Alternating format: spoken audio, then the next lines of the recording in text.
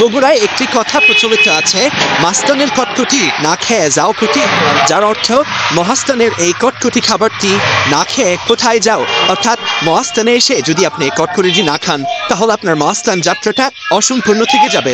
আজকে এই কটকটির পেছনের যে গল্প, অর্থাৎ কিভাবে তৈরি হয় এই কটকটি, তার আদ্যপান্ত দেখাবো আপনাদের।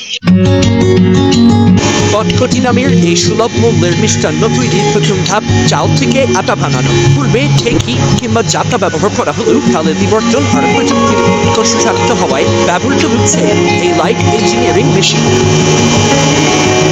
কটকটির কারখানায় প্রথম ধাপ আটার সঙ্গে পরিমাণ মতো ডালডা, সয়াবিন তেল আর পানি মিশিয়ে খামির বা মন্দ তৈরি করা।